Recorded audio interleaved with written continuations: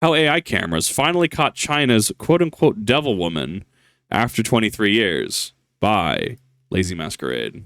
I think this will be a good one as AI and security is more and more a topic of contention and discussion. So I'm curious to see what this is going to bring to the table. Today we're exploring a region lock case that's easily one of the darkest I've ever come across. A story that involves a twisted romance, secret identities, a live TV standoff, and new AI cameras that just might end up solving thousands of other cold cases in the near future.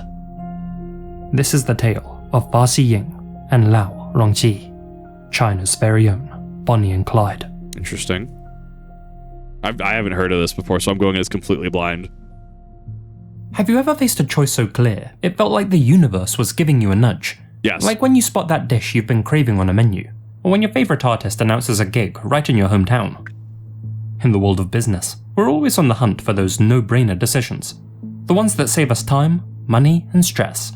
And that's where today's sponsor, Stamps.com, comes in. Imagine having a post office right in your pocket. That's Stamps.com. With just a computer and a printer, you can manage all of your mailing and shipping, hassle-free. They'll even send you a free scale to get started. Whether you're mailing checks, invoices, or even shipping out orders, Stamps.com's got you covered. With the Stamps.com mobile app, you can take care of business anywhere, anytime. No lines, no traffic, no waiting. Selling online? Stamps.com seamlessly connects with every major marketplace and shopping cart. Need supplies? Their supply store's got everything you need, from labels to printers. But my favourite thing about Stamps has to be the unbeatable discounts. We're talking up to 89% off USPS and UPS rates. So join the over 1 million businesses making the no-brainer choice with Stamps. Sign up at stamps.com/Lazy Masquerade for a 4-week trial, free postage, and a digital scale. No long-term commitments or contracts. Again, that's stamps.com/Lazy Masquerade. I'd give that a 9. I liked it. I wonder how he's getting his mic the way he is. I'm sure he's in an audio-treated space. Alternatively, he could just have the blanket thrown over his head, like I've seen other people do. Like you can kind of hear the echo. If you're actually listening, and you probably hear like the AC/fan on the background. I'm not in an audio-treated space, so that's actually why I sound a lot like I do. It's also why when I like laugh and stuff or like speak up, why I actually hear pitch in my audio. It's like the mic work in this was immaculate. I really like this. Very warm sounding, very flush with the rest of the video. I like that it was kind of right off the bat. The transition I actually really liked. I thought the transition was a lot better than the other video that we watched from him. I actually really like that. I would say this is close to 60 seconds as we're probably going to get. Honestly, I like that it was condensed. Yeah, I mean, like visuals made sense. I'd give it a 9 out of 10. I liked it.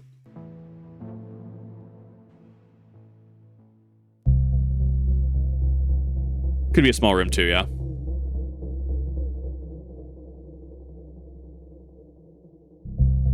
Born into an impoverished Chinese household in 1964, Fa Ziying had what can only be described as a rough start in life. He was the youngest of 7 siblings, and with his father being a lowly cart driver and his mother a humble tea saleswoman, the family had to live hand to mouth, barely making enough to scrape by. Thankfully, all of the children were industrious, and each of them went on to get steady government jobs in Zhujiang City. All of them, that is, except for Ziying. By the mid-1970s, he was the only one still at school, and his grades were poor to say the least. He had little interest in academics, and spent far more time slacking off than studying. An unambitious underachiever, Ziying was content to work alongside one of his parents and inherit their trade. But fate had other ideas. It was in 1977, when Ziying was just 14 years old, that his father drowned in the Yangtze River after getting caught in a whirlpool. Just a few months later, his mother was paralyzed in a car crash. The boy had always lacked discipline and guidance, but with his siblings having now moved out, his father gone, and his mother no longer able to move, Ziying was left to essentially raise himself. Unfortunately, he soon gave up on education and fell into a life of criminality. In 1981, Ziying was sentenced to 8 years of labor re-education for robbery, assault, and hooliganism, but was released after serving just 3 years. In 1985, he found himself behind bars for a second time, this time on a 10-year sentence for robbery and intentional injury. But he was, again, released early in 1989. I think it's interesting winding back the clock a little bit, because seeing pieces on, say, Chinese Lao guy, what is it, re-education through labor is effectively like the premise there, right? Seeing how hard the CCP cracks down on things, even in recent memory, right? Not so modernity. I think it's interesting to see a side of China that isn't often presented. I like hearing from things around the world. I mean, whether it's in Germany, whether it's in France, whether it's in Russia, whether it's in China, Japan, right? I think this is also kind of why doing what I do is honestly kind of a dream job, is because I get to speak with people all over the world. Not everyone honestly stays around. There was someone who watched from Japan who sent a picture of Mount Fuji, and I don't think she watches anymore because I checked the Discord and her account's just deleted in its entirety. And it makes me kind of sad, right? It makes me kind of sad to see people come and go, but that's just the nature of the business, right? There's something special to like hear about people's specializations and hear about what people experience around the world, right? Like, I'm sure if I ask somebody, what's your experience in X part of the world, they'll be like, well, this is how this works, this is what this works, this is what people think, and this is generally what to expect, right? And it helps you get a really down-to-earth perspective. And I think that that's also balanced out, right? Because everything in life needs balance. That's also balanced out by what challenges are around the world, and thus leading into things like this, where you are going to have, families who, for all intents and purposes, are struggling to make ends meet, struggling to get by. And all it takes is a couple wrong moves, and, that can set someone on a path of crime. And, the expectations of punishments for said crimes. It's interesting to get insights from all over the world, because it broadens horizons more than, say, reading a textbook or reading an internet post, right? It's interesting to hear what happens around the world. His second stint in prison, Xi Ying tried to turn his life around.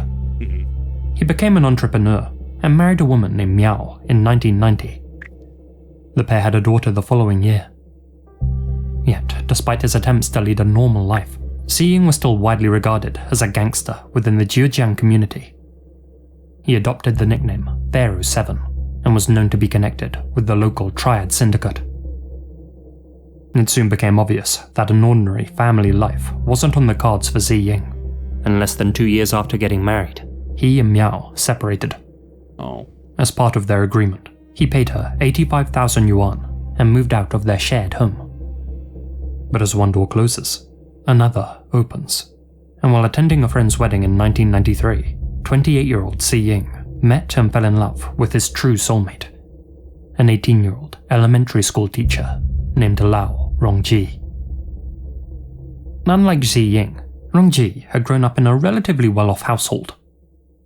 On paper, the two were complete opposites. Where Xi Ying was lazy, unacademic, and rough around the edges, Rongji was enterprising, highly intelligent, and ladylike. Before they met, Xi Ying had already heard about Rongji. Her delicate features and sunny disposition had made her the talk of the town, and there were plenty of men hoping to catch her eye. Likewise, Rongji had not only heard about Xi Ying, but had become strangely fascinated with his bad boy reputation. She viewed Xi Ying as Zhejiang's very own Robin Hood, an outlaw who stole from the rich and gave to the needy, who kept a little something but wasn't greedy. I feel like it's a really romanticized view of that. Interesting. A man who walked on the wild side. That appealed to Rongji. Though her friends and family believed her to be a sensible, kind-hearted, and innocent young woman, secretly she found the monotony of everyday life rather mundane. Though she was still young and had landed herself a decent job, Rongji felt trapped in her life. She had wanted to go to college and achieve great things, but had been dissuaded from doing so by her brother. And now, it felt like every day was just the same thing, over and over. It was a fine life, a decent life, a normal life, but in her mind, a boring life. Rongji had long been looking for a little excitement, and figuring that she had found that with Xi Ying, she decided to leave the reception with the self-proclaimed troublemaker on his motorbike.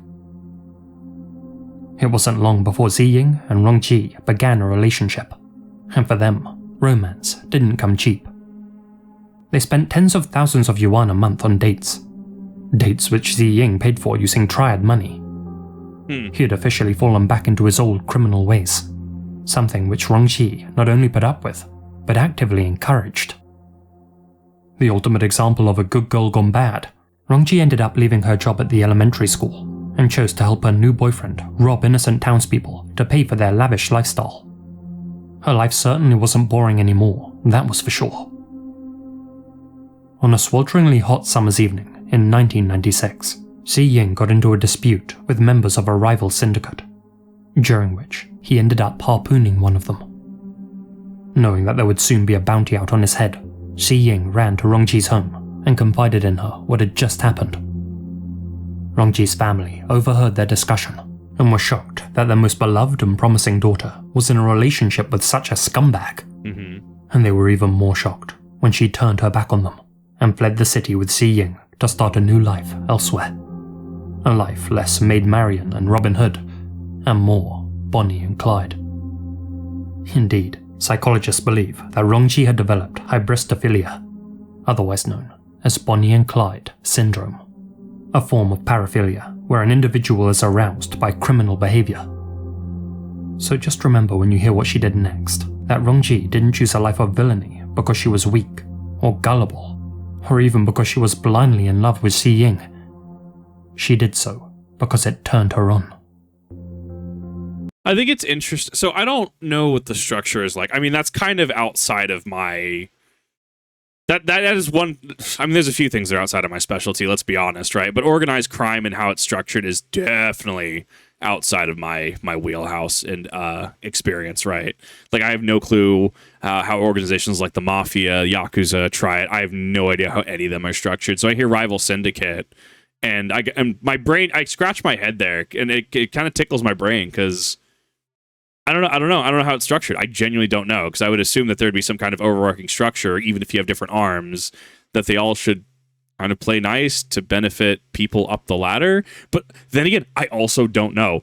And I don't know how you really get that information without having to have some type of privilege into it. I don't know. Like, it's one of those things, like, it fascinates me. Sure, it'd be interesting to know how the structure works, right? But at the same time, right, it's like, I don't know how you would do that in an academic way, if that makes sense. I don't know what sources, resources you would use. And if you start asking enough questions, does that put you, do people start looking at you, right? That's the other question to ask. Or maybe I'm also being super paranoid about all of that. I mean, it's interesting to think about, but definitely something that is well outside of my my expertise. I will absolutely be transparent on that one. I think it's interesting to hear also Bonnie and Clyde syndrome. I personally never heard of it, but then again, clearly, like, this is being presented in an educational capacity. I'm sure I could Google it right now, and it could give me exactly what he's just said. And it does make sense from how people operate, right? How you try to chase that proverbial high, right? How something happens and there's that escalation that goes right hand in hand with stuff like that we've discussed before. Like, that's just how people operate, and thus it's up to people's own discipline to stop themselves, to rein themselves in. And if it is a problem or an addiction, thus people need to seek the appropriate help and assistance, right? Now cut off from the triads, the couple found themselves in dire straits and desperate for cash. And so together, they devised a get-rich-quick scheme.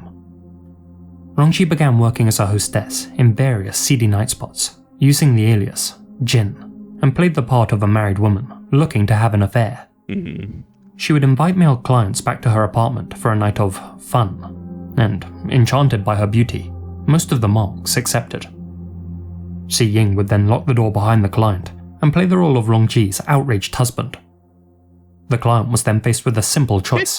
Blackmail, yeah. Pay Ziying some hush money for trying to bed his wife, or face having his immoral activities exposed. Yep. Something which could cost him his job, his reputation, and his marriage. Almost all of them agreed to pay.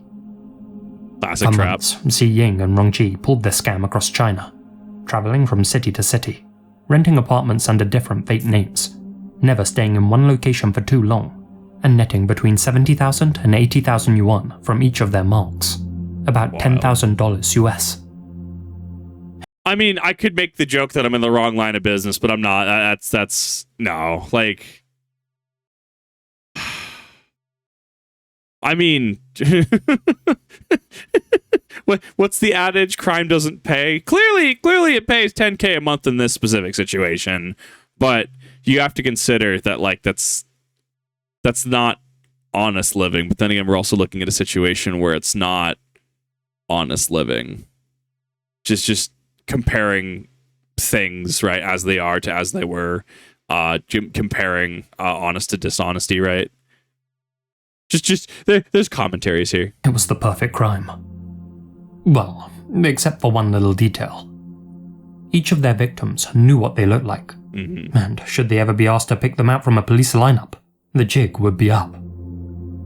That needed a change, and so the couple decided to make one little adjustment to their modus operandi. Sure. On the 28th of July, 1996, while working at a club called the Philharmonic in Nanchang, Rongqi enticed one of her customers, a 35-year-old male named Xiong Qi-yi, back to her rented apartment, located down a dark and quiet alleyway.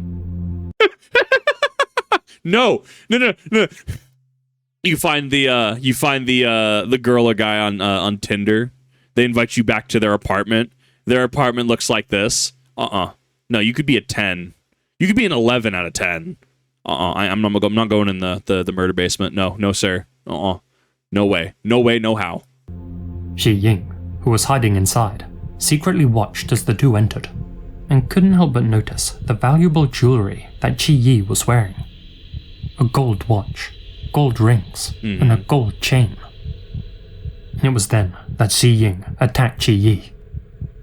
Together, he and Rongqi removed Qi Yi's clothes and confiscated his valuables. At knife point, Xi Ying demanded to know Qi Yi's address. Figuring it was best to simply comply, Qi Yi told him. Xi Ying thanked him for the information, and then garroted him using a sharp piece of wire. Rongqi's eyes widened at the sight of Qi Yi struggling for his life, but they didn't widen from fear, but rather from excitement. The couple then set about slicing up the man's remains and packed them into 4 garbage bags. The duo made 2 trips to Qi Yi's apartment thereafter, the first to ensure the accuracy of the address, and the second to sever the phone line. That same night, they entered the apartment using the dead man's keys and found his 28-year-old wife, Shang Li, and their 3-year-old daughter, Shongling Xuan, asleep. Xi Ying woke them both up and then hogtied them as he searched the apartment for valuables, leaving Rongqi to guard their prisoners. Disturbingly, Xi Ying further tormented Shang Li and her daughter by showing them the bag containing Qi Yi's head. Xi Ying then strangled Shang Li and her daughter to death using his belt. Giggling with the rush of her first kills, Rongqi suggested setting the apartment ablaze to destroy any fingerprints they may have left behind. Xi Ying agreed, and in the early hours of July 29th, the couple escaped the burning building with 20,000 yuan, a little less than $3,000 US. Firefighters were summoned to the residence that same night. Inside, they found the smoldering remains of the mother and daughter. The bags containing Qi Yi were found 2 days later after neighbors reported a foul odor emanating from a community dumpster. On July 29th, the Public Security Bureau of Nanchang initiated an investigation into the Xiong family's deaths. After tracing Qi Yi's steps that fateful night, they realized that he had last been seen at the Philharmonic, leaving with a young hostess named Jin. And Jin hadn't returned to work since. Working backwards, they were able to determine the hostess's true identity, and on August 18th, issued a wanted notice for Lao Rongqi and her unstable boyfriend, Ba Ziying. On October 10th, 1997, after a year of moving through eastern China and supporting themselves with their adultery scam, Xi Ying and Rongqi arrived in the city of Wenzhou. There, I mean, you have to think, right? So if this man at least has any sort of affiliation with organized crime, such as the triads, right? At what point do they know what he's doing? At what point does his name cross cross someone's desk, and especially in regards to an escalation like this with burning, a house, right? Like, it's a little more attentions on that, right? At what point do they get involved? At what point does someone in an organization like that say, this man could be a liability, right? I don't know. I guess it depends on how the organization operates. I guess it depends if they necessarily care about publicity and image in that capacity. I don't know. Like, that's an interesting angle to consider. They targeted 22-year-old Lang Xiaochun. Rongqi had befriended Xiaochun at a KTV club, and upon noticing her Omega wristwatch, presumed her to be rich. That fateful day, they arrived at Xiaochun's apartment, and, after stepping through the door, threatened her with a blade and searched the place for valuables. However, they found little in terms of actual cash. Dissatisfied, they held the knife to Xiaochun's throat and told her to call someone with a lot of money, or else. She chose to phone her boss, 29-year-old Liu Suqing. Over the phone, Xiaochun pretended to be ill, and, concerned for her employee, Suqing rushed over to the apartment. An altruistic decision that would cost her everything. Mm-hmm. Once Suqing arrived, Xi Ying tied her up and robbed her, but she too had little cash on her person.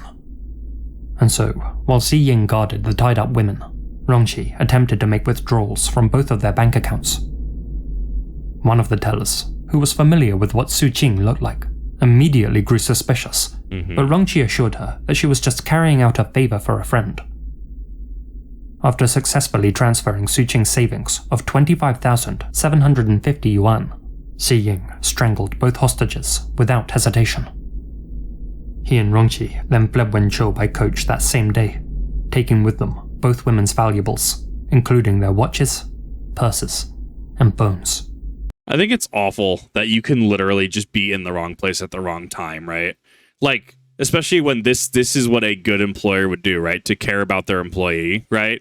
Or to just be able to be like, yeah, let's do this date thing. Let's go back to the apartment, right? And to have people take advantage of that and to actually lose it all because you either had an expectation of one thing but instead got another, or were trying to be a positive difference in the world, right? And to end up just 6 feet under. Like, it's awful to think about. It's one of those, I stress, that someone at random can target you. There's no stopping that, right? You could go out tomorrow and you could have some person just they're fascinated by you. They're obsessed with you, and they'll take pictures of you, right? Or they'll try to get to know you, right? Whether you're a man, whether you're a woman, whether you're anything in between, right? Whether you're an AC-130, right? Like, you can and will just have somebody who will just fixate on you. And you can't control that. Is it something that you say, nope, I'm not doing it, and you lock yourself inside all day and become hikikomori status? No. I think that's too much of an overreaction. I think it's one of those you're cognizant about, right? You know what your surroundings are. You have an exit strategy, right? If you're worried about, going to the murder basement, right? It's one of those things where, maybe you have, you tell people where you're at, you tell people what's going on, right? If you're worried about walking around after dark, right? Make sure, a lot of women will have keys between their fingers, right? As makeshift claws. There's a reason that a lot of women will go either in pairs or in groups to the restroom, right? There's a reason that you'll have a designated driver, right? Not sure because legal reasons, right? Being able to drive without being under the influence, but also someone to make sure that everybody stays out of trouble and you have everybody accounted for. Like, it's smart to have built-in safeties like that, and there's a reason why people act in certain ways. It's for protection, right? You can argue that it's herd mentality. You can argue that it's strength in numbers, whatever, right? But at the end of the day, like, being safe is really what's important, because coming back home is pretty based. Hours later, Xiaochun's phone began ringing. Rongqi answered, and, unaware who was on the other end of the line, told the caller that Xiaochun was traveling with her boyfriend, that she had mistakenly left her phone behind, and that she wouldn't be back for some time. The caller, named Li, said that didn't make any sense. He was Xiaochun's boyfriend. Li went to Xiaochun's apartment that next day and found her door locked. he accessed her balcony through a neighbor's window and Nice. discovered the bodies of his girlfriend and her boss at the entrance, That's awful. still bound with cable ties. The following week, detectives linked Fa Ying to the crime through fingerprints found on the victim's clothing. In September 1998, Rongji enticed Liu Hua, an auto shop owner, back to her leased apartment in Changzhou. In a departure from their usual con, Xi Ying immediately attacked Hua as soon as he arrived, stabbing him in the chest. After subduing and binding Hua, Xi Ying rummaged through his pockets and stole 5,000 yuan and his car keys. He then ordered Hua to phone his wife, instructing her to deliver a ransom. Upon her arrival, Hua's wife was also restrained. Hua desperately begged for his wife's life. "Do what you want with me," he cried, "but let her live, I beg you." Rongji wanted to slay the two regardless, but Xing was strangely moved by Hua's love for his wife, and he decided to let the pair live, though not before extorting 70,000 yuan from them and stealing Hua's sports car, leaving them bound in the apartment for their neighbors to discover, terrified but alive. According to them, Xi Ying and Rongji were remarkably calm and organized during the entire ordeal, and communicated mostly through eye contact, as if they could intuitively tell what the other was thinking. On June 21st, 1999, after spending yet another year traversing China, Rongji and Xi Ying settled in the eastern city of Hefei. They checked into separate hotels within the same district, and also rented an apartment in Shuangguan, Luoyang district, which was to be the setting of their next job. On July 15th, Rongji, now working as a bar girl in a neon-lit dance hall, encountered Yin Jianhua, a 35-year-old general manager at the Anjida Electronic Company. Jinhua was known for being a generous guy, always buying rounds for other patrons and lending money to friends in need. Again, figuring he must be well off, Rongji invited him back to her apartment. Upon stepping through the door though, Xi Ying immediately pounced on Jianhua, and after getting the better of him, locked him in a small iron dog cage. Xi Ying then gave Jianhua an ultimatum. Write a ransom note to his wife, demanding 300,000 yuan for his safe release, or die. Jianhua, a braver man than most, refused to play ball. Okay. He simply didn't believe that Xi Ying would follow through with his threat. This angered Brave. Misguided, but ultimately brave. Xi Ying, who continued to bark orders at his caged victim, but Jianhua refused to comply. And so, to calm her enraged lover, Rongji suggested that they demonstrate just how serious they were.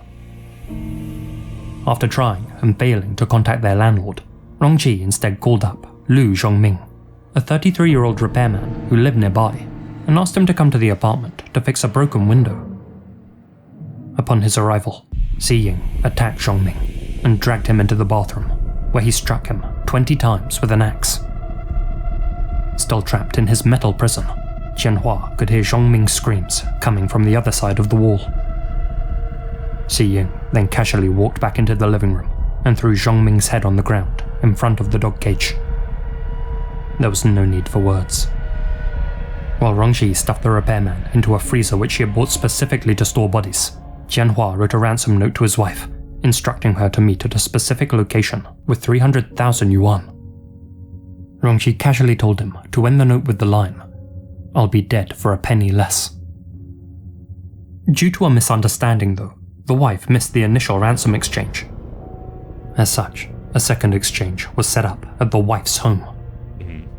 Before the handover, Xi Ying cut the phone line before entering the apartment, this time wielding a firearm. While Xi Ying boasted about his past slayings, Jianhua's wife managed to secretly contact her manager using a pager and told him to contact law enforcement immediately. Interesting. While waiting for help to arrive, the wife calmly asked Xi Ying if she could collect the ransom money from some nearby friends. She, of course, actually took the opportunity to escape. The police then surrounded the building, with snipers placed on nearby rooftops to prevent Xi Ying from escaping. Okay. A news team just so happened to be following one of the responding units that day, filming an episode of Police Window, a live TV show similar to Cops. They caught the entire standoff on film. How do they get out of this? While hiding behind a bed, Xi Ying incoherently ranted at the officers outside, debating the value of human life and demanding that they bring him food. At one point, Xi Ying shouted at the cameraman, "Hey, you there, holding the camera. You don't look like a tough guy. Do you find recording this funny?" Just ignore him at that point. See, at that point, it's a ploy to buy time, and it feeds into, I would argue, a superiority complex. This is my own subjective opinion on the matter. I'm not a psychologist, psychiatrist, or anyone who's really able to speak on his mental state. Just don't engage with that. Just don't engage. He's attempting to rattle up people. He's attempting to try and he's seeking a way out at this point, and he's trying to deplatform is not the word I'm looking for. He's trying to rattle the floor under them, so to speak, proverbially, by questioning what is the value of a human life. And hey, you don't look like a tough guy. Is this funny to you, right? It's to shake him up. You ignore this man. You don't give him the time of day. You might lose your life in a second. After 3 hours of negotiation, the authorities opted to pump the apartment full of tear gas. This prompted Xi Ying to open fire. The officers reciprocated. Xi Ying was hit in the right thigh, was subsequently pinned down, and was captured alive at 11 p.m. Okay. During his interrogation, he refused to give up the location of his partner in crime, Rong Ji, who was, at that very time, guarding Jianhua. When asked where she was, Xi Ying flat out denied knowing her, buying her plenty of time to cover her tracks and escape the city. On July 27th, investigators were summoned to a residential complex. A landlord had just discovered 2 bodies inside one of his apartments, both of them stuffed inside a freezer. They were the remains of the caged victim, Jianhua, and the repairman, Zhong Ming. That landlord would later learn that if he had answered the phone on June 21st, he would have been the one summoned to the apartment instead of Zhong Ming, and it would have been him used to demonstrate Xi Ying's willingness to kill. As for Jianhua, Rongxi had taken his life after Xi Ying didn't return to the apartment. On a table, written in Rongxi's handwriting, was a note.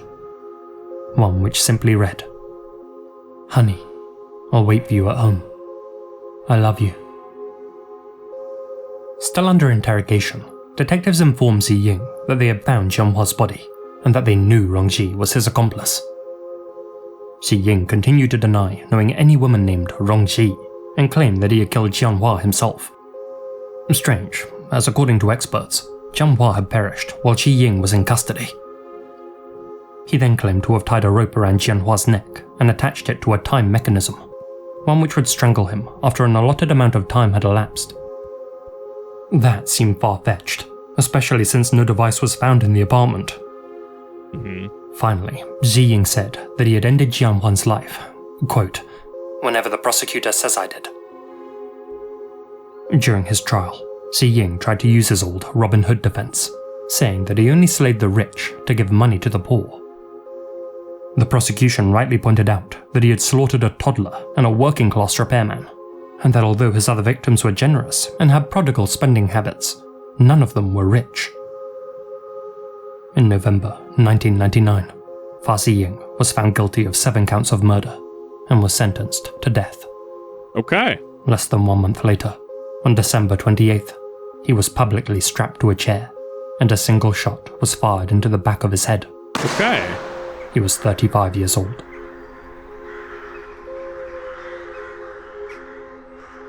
I don't know what I was expecting. Yeah, no, I guess that makes sense for... While one half of the infamous duo had now met his end, the other, Rongji, had somehow managed to disappear without a trace. Despite being one of China's most wanted fugitives, there were no reported sightings of her anywhere. After escaping from Hefei, she eventually made it to a safe house in Chongqing, the home that she mentioned in her farewell note. It wasn't until January 2000, while watching a news broadcast, that she learned of Xi Ying's execution. Now realizing that her beloved would never return, Rongji left Chongqing for the city of Xiamen. While on the run, Rongji stayed in various hostels, hotels and guest houses, working in pubs, doing odd jobs, and selling her body to support herself. much of the money she earned was put towards plastic surgery to alter her face and make herself less recognizable. She made use of dozens of fake identities and worked hard to perfect different accents, ultimately becoming a true chameleon. Eventually, her case disappeared from news broadcasts. Her face on billboards and wanted posters were replaced by those of other criminals. Soon, her name faded from everyone's lips. As time passed, she slowly began to let her guard down and started to lead a normal life, believing that she had finally outrun her past. But as she was about to learn, no one can outrun the future. By 2016, Rongqi was working as a barmaid in Xiamen under the name Sherry. You can see her pictured here at a workplace Christmas party. All of her co-workers agreed that she was a fun and happy worker who made everyone feel at ease. In 2017, she moved on to a car dealership where she worked as a saleswoman. It was during this period that she entered into a new relationship with a man that she met at work. Little did her new partner and friends realize that her entire identity was merely a persona. I mean, how do you protect yourself against that, though, realistically, right? Like, I mean, this gets into the whole, like, paranoid modern dating thing, right? Don't get me wrong. But, like, how do you reasonably protect yourself against that? You really can't, right? I mean, this is obviously an extreme case where this is someone who has, I'm going to use the word industry knowledge in regards to crime, but it's not the phrase that I'm wanting to use. I can't figure out what I want to actually word it as. But I mean, they have a criminal history. They were, able and willing to go under, plastic surgery to be able to effectively, change their identity. They also have knowledge and connections at that point to get a number of fake identities, which, look, I don't look up information like that on purpose. I'm sure that it would be easier, than I think it is. But at the same time, I don't want that in my Google search history because that's how I get on a number of lists, right? At the end of the day, I don't really care. I have my government issued ID, and that's all I really care about. It's my government issued ID. I don't have any desire to make fake IDs. But clearly there are people with the experience, the knowledge, and the craft. That's imagine, like, I don't know, you start dating somebody and she ends up being like, the mob boss's daughter, or you date someone and he ends up heading a syndicate of a certain organization, right? Like, even if it feels like they're like a well-adjusted individual, like how do you one, protect yourself against that, and two, how do you really handle that? I don't think you really handle that. In 2019, the PRC celebrated its 70th birthday. To mark the occasion, the government decided it wanted to spruce up the nation's image, and that included apprehending wanted fugitives. Thus, they launched Operation Cloud Sword, an initiative that would use new technology to bring criminals to justice. This included installing hundreds of millions of AI-powered cameras with face recognition capabilities throughout the Middle Kingdom, creating the largest and most sophisticated surveillance network in the world. These cameras can identify any of the nation's 1.4 billion residents in just 3 seconds. For Chinese citizens, though, Operation Cloud Sword could well be renamed Operation Double-Edged Sword. On the one hand, this new technology will, inevitably, give Big Brother more control over their everyday lives. But on the other, it does mean that felons are far less likely to get away with their actions. Right. And no case better exemplifies that than Rongqi's. On November 27th, 2019, the cameras monitoring the Dongbei Kaitang Plaza in Xiamen came up with an unexpected match. One of the workers at the mall, a friendly, flirty and popular watch vendor, bore a strong resemblance to Lao Rongqi, the fugitive who had evaded capture for 23 years. It's kind of wild that AI camera, even with plastic surgery, is able to detect this. To the human eye, there was perhaps a slight resemblance, but the cameras consistently reported a 97.33% match. That's wild. Officers in plain clothes arrived at the mall the following day and asked the shopkeeper to come in for questioning.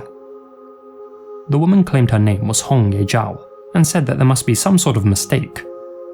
Still, just to put their minds at ease, they escorted her back to the station. Right. There, a DNA test confirmed that Hong Yejiao was, undoubtedly, the woman that they had been hunting for 2 decades. Interesting. Lao Rongqi.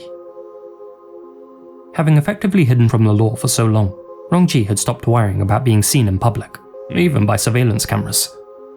She had heard about the new AI cameras being installed everywhere, but underestimated just how advanced they were. And so, when her boyfriend offered her a part-time job at his watch stall, she eagerly accepted. That same boyfriend stood by her side during the lead-up to her trial, and pledged to spend all of his money on her defense, believing that they really did have the wrong woman. But he needn't have bothered. In the face of the DNA evidence, Rongqi confessed to being the maid Marion to Xi Ying's Robin Hood, or more aptly, the Bonnie to his Clyde. But she insisted that she had been an unwilling participant in his rampage and placed the entire blame on her long-dead former boyfriend. In her words, Xi Ying had forced her to be his accomplice and threatened to slay her family if she didn't help him. If anything, she was the real victim. She had thought about escaping, of course, but didn't know where to go or who to ask for help. "I didn't want to kill anyone," she told the court through floods of tears. "I just wanted to live. Believe me, my screams were often louder than the victims." But a plethora of evidence, including phone records, CCTV footage, eyewitness testimonies, timeline discrepancies, contradictory statements, and forensics, told a different story. That Rongqi was not only complicit in the slayings, but was, in all likelihood, a willing participant. That she was the one who had selected their marks. That she had egged Xi Ying on to commit more and more heinous acts. That she had killed Jianhua with her own hands, purely out of malice. And that she did all this, not because she was forced to, but because of hybristrophilia. Forensic psychologist Catherine Ramsland compiled a list of motives explaining why some women date and even marry serial killers. According to her, some believe they can change a criminal and make him a good person. Okay, guys, let's be real. How many times have we looked at someone who's absolutely just insane and we go, I can fix her? Okay? Look, let's be fair, okay? Men do this too. Well, Rongqi never tried to do that. She actively encouraged Xi Ying's nefarious ways. Some hoped to gain public attention and become infamous. Rongqi had spent 23 years trying to escape the law, so it wasn't that either.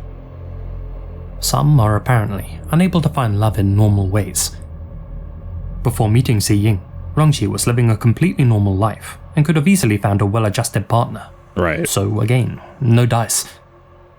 And some desire to live out a fantasy in which they're dating the perfect boyfriend. That sounds more like it. Psychologists for the prosecution argued that Rongqi had fallen for a man she considered an alpha male, even though she knew he was a morally reprehensible person, and she was only crying because it was finally time to answer for her past actions.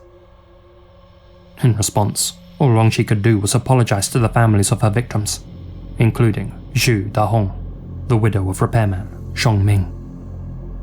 Zhu Dahong was left to single-handedly raise their 3 children and provide for 5 other family members, including Zhong Ming's mother, who, overwhelmed by grief, had reportedly cried so much that she went blind. Rongqi also apologized to her own boyfriend, not only for lying to him, but for allowing him to spend all of his money on her legal defense. Though she didn't have any money to compensate the people that she had wronged, she offered to start a GoFundMe in their names. That should make them all square, right? Not quite, Rongqi. On September 9th, 2021, the court found Lao Rongqi guilty of serial homicide. She was given the same sentence as her former accomplice, Xi Ying.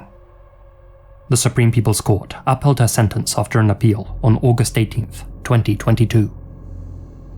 Following that, Rongqi was allowed to see her family one last time before her demise.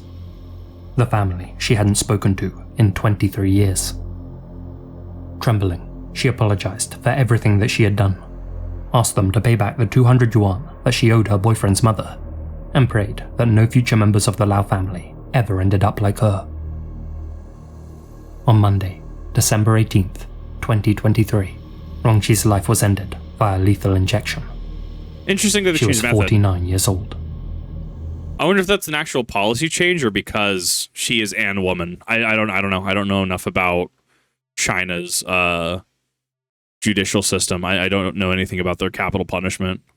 I'm assuming it's an image thing, if I had to think about it. And so ended one of the most chilling partnerships in modern history. That of China's Bonnie and Clyde. So, was there some truth in Rongqi's defense? That Xi Ying had threatened and coerced her? Maybe some.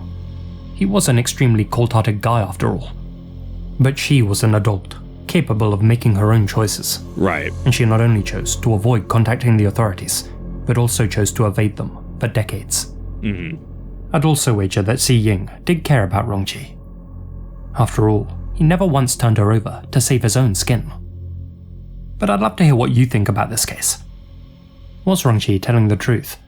And even if she was, should she have received a lesser punishment given her actions? Also, what do you think about the AI surveillance? Is it a mass invasion of privacy? Or are you willing to be catalogued if it makes society safer? I'm sure that's a question most of our countries will be grappling with in due course. Oh, absolutely. But with AI cameras, familial DNA advancements, and other new investigative methods, in our brave new future, the perfect crime is quickly becoming a thing of the past. Well, from what I understand, a lot of big box stores, they already have, and have had for a few years, right? At least a few years. A huge thank you to Robin for making the thumbnail. Make sure to check him out via the links below. Also, a massive thank you to my followers on Patreon and YouTube, especially my biggest supporters.